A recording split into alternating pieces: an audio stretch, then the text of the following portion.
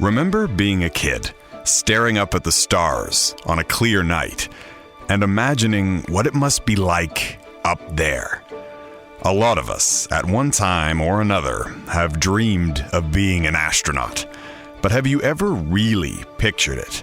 I mean, really imagined yourself sitting inside the cockpit of a spacecraft, preparing for liftoff.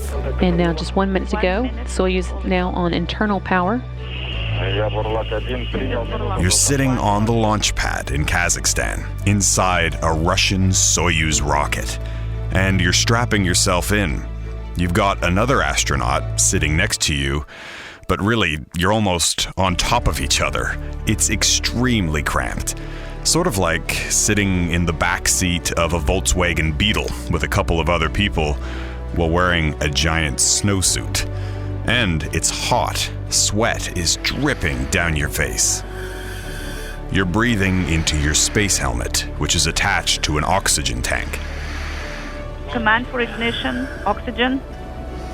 And the voice in your ear begins to count. 7, 6, 5, 4, 3, 2, 1. Engine turbo pumps at flight speed. Engines at maximum thrust. Lift off. Within seconds of liftoff, the physical pressure is intense. You're pinned to your seat. It literally feels like there's a boulder on your chest, 4 times your own body weight. And if that wasn't uncomfortable enough, it also feels like you're choking because your glottis with your vocal cords is pressing against the back of your throat.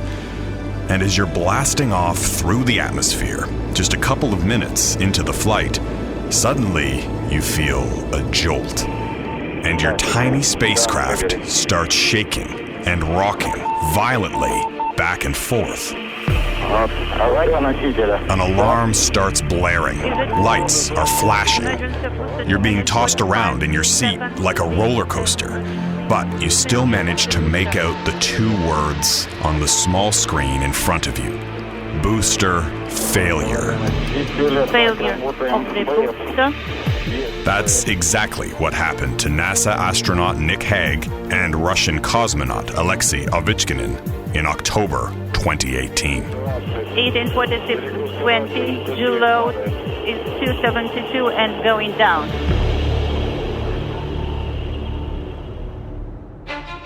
I'm Jeff Semple, the Europe Bureau Chief for Global News, and this is Russia Rising.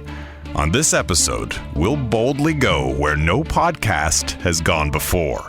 Space, the final frontier. Space is a cold, dark, and dangerous place. But the International Space Station has long been heralded as a bright beacon of geopolitical cooperation, where representatives from 18 countries have lived and worked together, literally trusting each other with their lives. And all of them, including Canada and the US, rely on Russia to hitch a ride to the stars. Space Force. But that relationship is now being tested. So we have the Army, the Navy, the Air Force, the Marines, the Coast Guard. But we have the Air Force, now we're going to have the Space Force. Space is becoming increasingly weaponized and privatized. And launch. SpaceX's Dragon 9 rocket is expected to make a dozen resupply missions to the International Space Station by 2020, netting Elon Musk's company $1.6 billion under a contract with NASA. But Musk has bigger dreams than just launching cargo.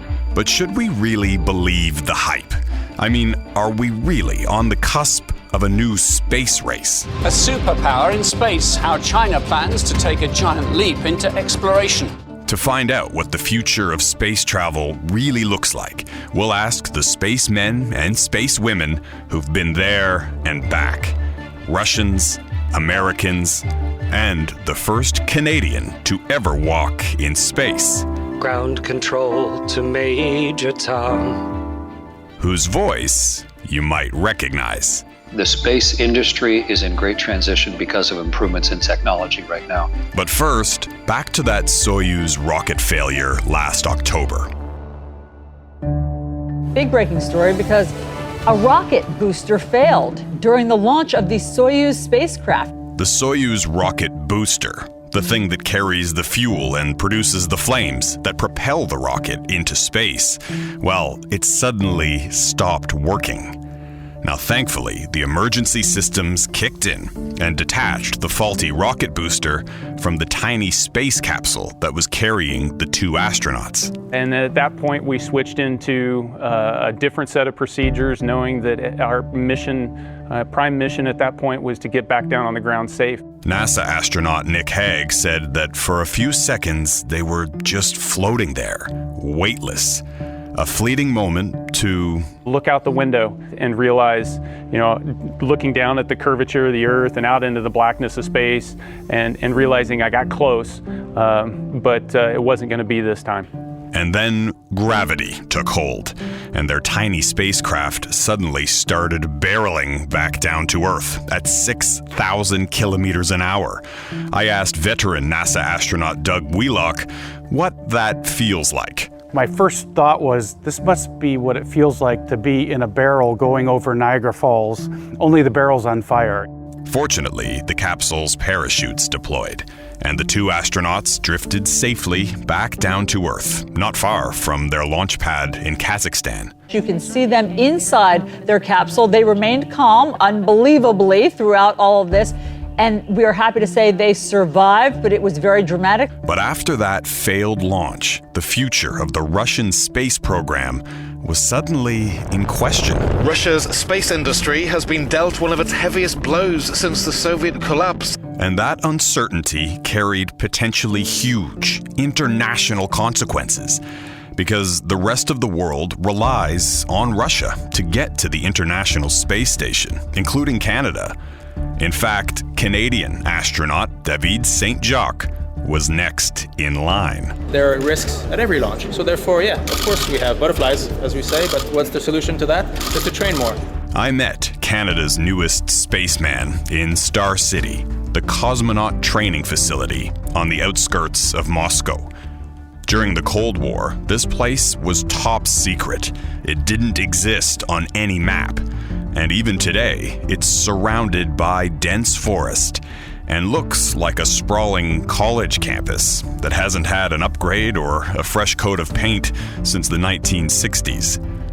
But inside is a state-of-the-art cosmonaut training facility. Huge halls full of life-size replicas of the space station and the Soyuz rocket. And this is where I found David, training to become Canada's newest representative aboard the International Space Station. Great to meet you. Hello. Yeah, welcome to Star City. Now, in my career as a journalist, I've had the opportunity to meet a number of famous people, politicians, celebrities, and pro athletes. But I can't remember feeling quite as intimidated as I did when I first met David. Mostly because I'd looked up his resume beforehand. He's 49 years old, married with 3 children, and David grew up in Quebec. As a young man, he first pursued a career as an engineer, like his dad. But after a few years, he decided to change course. So he went back to school, and in 1998, he earned a PhD in astrophysics from Cambridge University. A decade later, David changed careers again, this time becoming a doctor and working in a remote Inuit community in Canada's north. And along the way, he also became a pilot and learned 5 languages. I'm one of those people, I'm not alone, who it just annoys me when I don't understand something. I just can't stand it. His childhood friends, Nicolas Titley and Davide Gentilet, just smile and shake their heads. You have to be really self-confident to be friends with David Saint-Jacques because he's always gonna be better than you are at almost everything. There was no category in the high school yearbook for most likely to become an astronaut, but he would have been the guy. And David admits that becoming an astronaut was something he'd always quietly dreamed about. I can't remember not fantasizing about it. In fact, he distinctly remembers being 6 years old and seeing his first photograph of the Earth taken from space. I very quickly realized this is never going to happen, but it's a fantasy that I allowed myself to indulge in. And then, about a decade ago, David heard that the Canadian Space Agency was recruiting, and he decided to attempt one more career change. It's as if time stopped, and I kind of felt like I owed it to the little boy in me, to the 6-year-old in me, to try, to at least give it a shot. In 2016, David was chosen to become Canada's newest spaceman. His mission? To spend 6 months aboard the International Space Station, conducting experiments and research, while also living alongside astronauts from other countries, including Russia and the United States. David was scheduled to lift off in December 2018. But just a couple of months before his date with the stars, Emergency, the failure of the booster. The crew ahead of him were forced to abort their mission after that failed launch. Fortunately, it took just a few weeks for Russian investigators to determine the source of the problem: a faulty sensor that was damaged when the rocket was assembled. Thankfully, the engineers around the world have been working very hard to make sure that we go to the bottom of the investigation of what happened in the previous launch. David admitted he was nervous. I mean, how could he not be? But he trained for this, and he said it was worth the risk. As a doctor and an engineer, he had a long list of experiments that he planned to conduct aboard the space station. For me, in particular, is anything that has to do with remote care medicine, because I used to work as a lonely doc in a little village up north, and I know very well that anything that we can kind of come up with to improve healthcare in any isolated remote environment such as space can be helpful back on Earth to people that live in remote communities as well. And David told me that perhaps just as important as those experiments is the power that space exploration has to teach us about ourselves. There's something innate to the space world that makes us take a couple steps back, and it's in your face. When you see this one planet floating in the middle of the deadly vacuum of space, you cannot help but feel like you are more than a Canadian or an American or a Russian. You are human. You're an Earthling. And we're all in it. This is our spacecraft. That's it. That's the only one we have. It's beautiful. It's fragile. We've got to take care of it.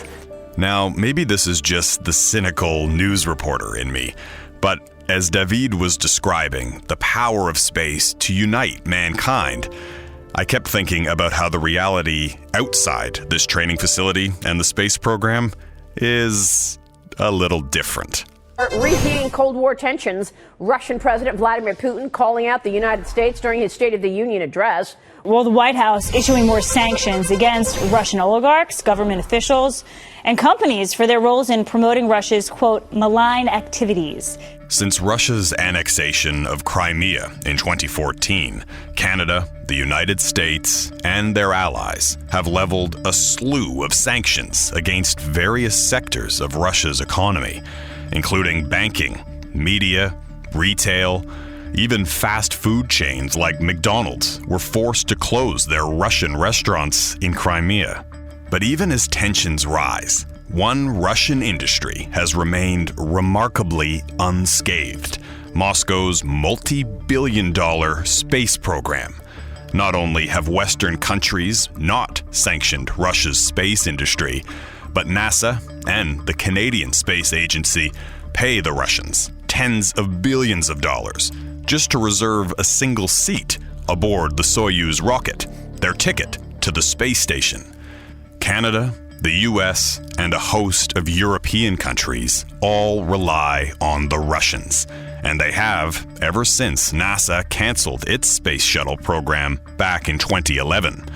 A decision by the US government that was prompted in part by disaster. Flight controllers are continuing to stand by to regain communications with the spacecraft. The US Space Shuttle Columbia was heading home on February the 1st, 2003. But when it re-entered the Earth's atmosphere, the shuttle disintegrated. NASA called a press conference and announced that all 7 crew members were killed. This is indeed a tragic day for the NASA family, for the families of the astronauts who flew on STS-107, and likewise tragic for the nation. After that, the US government decided to ground its space program. And for the past several years, Russia has been pretty much the only game in town, the one country offering rides to the International Space Station. And an interesting byproduct of all of that has been that perhaps more than ever, space exploration has become this rare example of geopolitical cooperation.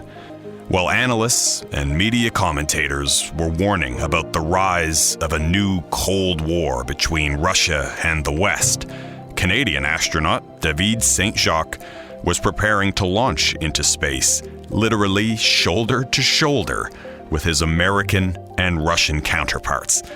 David's crewmates aboard the Soyuz rocket are American astronaut Anne McClain and their Russian commander, Oleg Kononenko. The Russian, Kononenko, told me that no matter what's happening in the political arena, in the space industry, we are cooperating, achieving goals together, he said. I mean, we spend, hundreds of hours together fighting really, really bad situations in these simulators. So we kind of know each other very well, the crew. It makes us brothers and sisters in arms.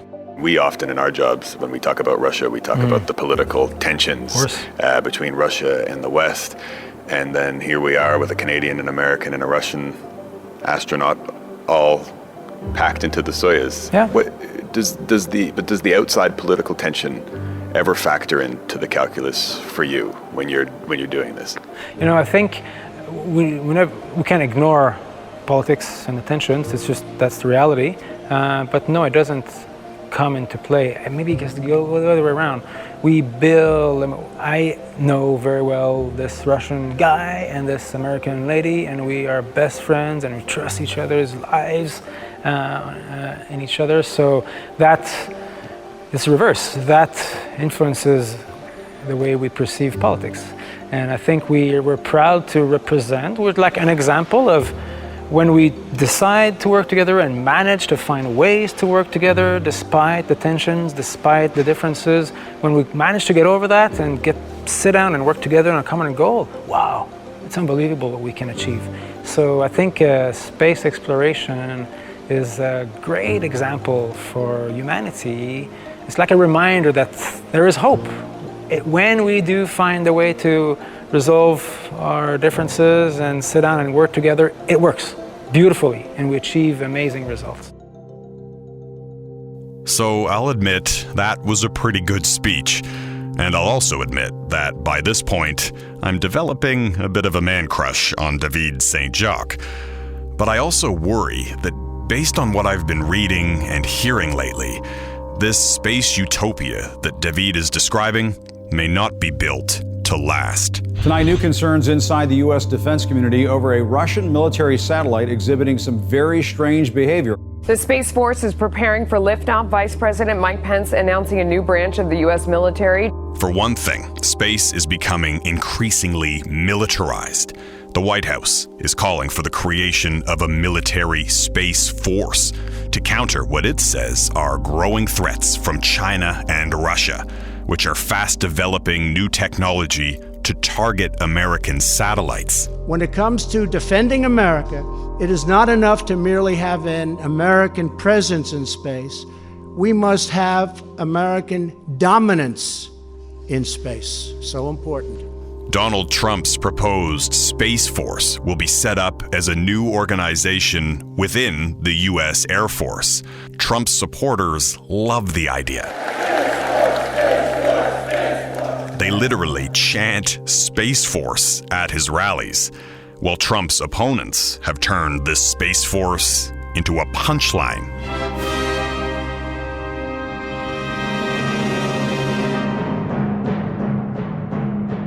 Netflix has even announced a new comedy series with Steve Carell called Space Force, which will be entirely devoted to making fun of the idea. Carell will star in the series, which is described as a workplace comedy centered around the people tasked with creating a sixth branch of the armed services, Space Force. But as laughable as that idea may sound to some, the truth is that the US military already has a huge presence in orbit. In part because there are around 5,000 satellites in orbit right now, according to the United Nations. They belong to a long list of different countries, and they're used for everything from watching TV to the GPS navigator in your car to predicting the weather. So they're hugely important. They're worth billions of dollars. And so countries naturally want to protect that investment with weapons in space. Well, that's not new. Our next guest needs no introduction. Yes, I'm glad to be able to talk with you. What would you like to talk about? Who better to ask about the future of space than a man who's spent his career making history in space? Canadian Commander Chris Hadfield. There's lots of rhetoric going on right now. A former astronaut, engineer, and Royal Canadian Air Force fighter pilot. I've been in the business long enough. I mean, I used to intercept Soviet bombers off the coast of North America as a fighter pilot with NORAD. So I have sort of a long view, and I take any sort of panicky CNN situation room reporting with a grain of salt. Hadfield has flown 2 space shuttle missions and served as the first Canadian commander of the International Space Station. And during his stint aboard the ISS in 2012, he also became famous for using social media to provide a new window into life inside the space station, releasing videos of himself performing everyday tasks in zero gravity. And of course, who could forget his guitar? Everybody set? Here we go. 1, 2, 3, 4. This is ground control to Major Tom. You've really made the grade. And in addition to being a guitar-playing Canadian astronaut, Hadfield is also something of a history teacher who takes the long view of world events and exploration. And it's always been like, technology moves a little forward and that allows us to go somewhere new. And, you know, we didn't get to New Zealand and Hawaii until like 800 years ago. And we didn't get to Antarctica until just a little over 100 years ago. And we didn't get to space until just a little over 50 years ago. And each of those was enabled by technology and imperiled and restricted by the static inertia of the way things were. And every single time, people asked, well, why would we ever go anywhere else? And why would we, so what? Yeah, we've invented new technology, but so what? We still have problems here. Why would we do anything else? And look at Columbus. He had a miserable time getting funding and had to take people who were natural enemies to work together to try and defeat a common enemy, and that is ignorance and what lay beyond the horizon. And I see this, we get all wrapped up in our own particular 80 years of history because those are the only ones that really truly matter as a person. But I think the historical perspective helps put where we are right now, where when I was born, no one had ever flown in space. Spaceflight is younger than I am. All of this has happened in, what doesn't sound like a very long time when you look back in the 1400s, but was just as long back then. And so it's incredibly new. But what's not new, he says, are weapons in space. The United States has had a Space Force since the 1980s as an extension of the three-dimensionality of the Air Force under Space Command and all of that. And Canada's been an active part in that for decades, and it's served its purpose well. And we definitely need to think about it. How is that going to develop? If you have things of value in orbit around the world, then you want to be able to protect them. But something that is new to the world of space exploration has the potential to change the game. That is the promise of space tourism, and the race to make it a reality is well underway. I've always wanted to be an astronaut, and I got frustrated the fact that I couldn't go up on a NASA spaceship or a Russian spaceship, so decided to build a space line. Billionaires Richard Branson, Elon Musk, and Jeff Bezos have launched a new kind of space race. That's a big change. Unlike any we've seen before. The space industry is in great transition because of improvements in technology right now. If only governments can afford to build the vehicles that allow access to something, then that really defines the whole industry and also the sort of the philosophy of it. But if the technology gets good enough that the cost of access comes down to businesses or even private individuals, then it changes the whole landscape. And that's where we are in space access right now. NASA is now paying billions of dollars a year to private companies to carry their satellites into space, to ferry scientific instruments to the moon, and deliver supplies to the International Space Station. Some of those funds used to go to Russia, but the rise of private space companies means that Western countries, Canada and the US, may no longer need to rely on the Russian space program to hitch a ride to the cosmos, and that could threaten their close relationship. But Hadfield says that these advances in technology are overwhelmingly positive. I see it as a real boon and a benefit that our technology is good enough now that the cost comes down low enough that right now, as a private company, you can buy a private launch and put something into space with no government money at all. And we're almost to the point now where you can do that with people on board.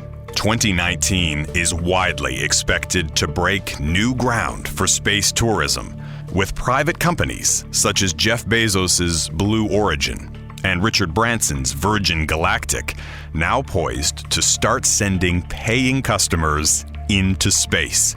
So that dream of becoming an astronaut, going up into space, it's about to get a little closer. That is, assuming you've got around $250,000 to spend on a ticket. But if not, don't worry. You can always follow Canadian astronaut David Saint-Jacques on Twitter. And liftoff. We have liftoff of McClain, David Saint-Jacques, and Oleg Kononenko blasting through the Kazakh sky to the International Space Station. David's launch to the International Space Station in December was a success, and he's since been busy posting a ton of incredible photos and videos on social media. Just don't expect him to bust out the guitar. I don't play the guitar on Earth, so I don't know why I play guitar in space.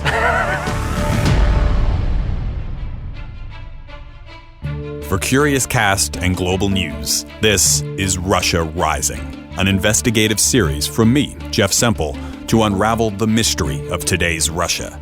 If you liked what you heard, you can help spread the word by rating, reviewing, and subscribing for free now at Apple Podcasts, Spotify, Google Podcasts, and every other app where you get your streaming audio. We can also be found at curiouscast.ca. If you're just discovering this podcast now, I encourage you to go back to the beginning and find out how we got here. Next time, we'll pull out our crystal ball and try to predict Russia's future. Where is the country heading, and who will be leading it? Part of Putin's appeal to the young generation is that he's presided over an unprecedented economic boom in Russian history, and for all the problems that the country's going through and has been going through, a lot of young Russians feel like they are living in a nation that is influential in global politics, which is more than you can say about what their parents remember from the 1990s and the era of Boris Yeltsin, when Russia was falling to pieces economically, geographically, in terms of its health crisis, demographic crisis, all of the above. And who better to ask about Russia's future than the young people who are building it? Meet the Putin generation next time on Russia Rising. If you have a question or want to know more, follow me on Twitter @JeffSempleGN, or email me at russiarising@curiouscast.ca. And be sure to check out the show notes for more information about what you heard today. Russia Rising is written and hosted by me, Jeff Semple. Dila Velezquez is our story producer, and sound design is by Rob Johnston. Thanks for listening, and join us next time for Russia Rising.